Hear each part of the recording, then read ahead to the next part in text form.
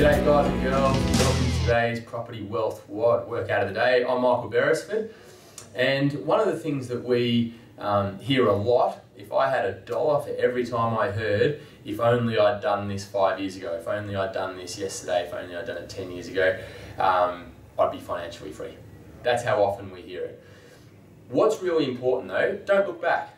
Let's look forward, yeah, and most importantly, don't be in a rush to try and play catch up on the time that you may have lost by not devoting attention to your property portfolio or to your wealth creation in general. Okay, so that's the first thing. But as you duplicate, you have to make sure that your cash flow is strong.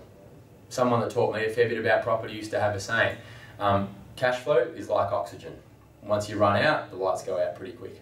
Okay, so it's really important to make sure that you sustain that cash flow regardless of how aggressive you want to build your portfolio. Now, if you want to be a bit more aggressive, you need to have even more surety around that cash flow so you're not having sleepless nights along your journey.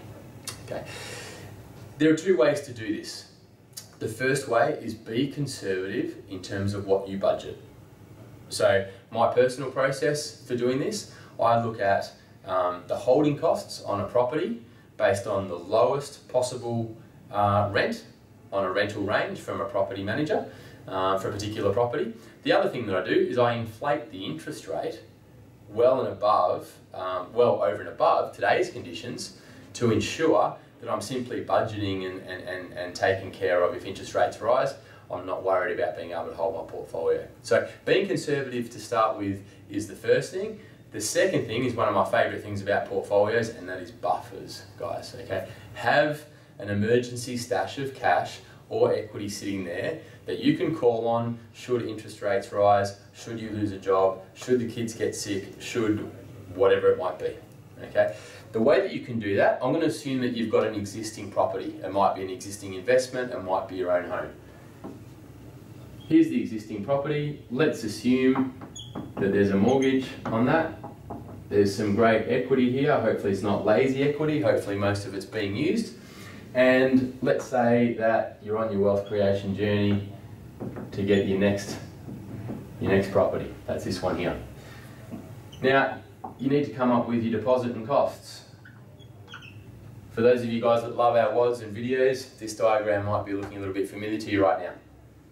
But to cover these deposit and costs, we take an equity release, an equity loan against this equity to bring over here to cover deposit and costs. If you've got sufficient equity, do you know what? Take 5,000 more. If you want to be really conservative, take 10,000 more. The way that equity loans work, you only pay interest on what you spend.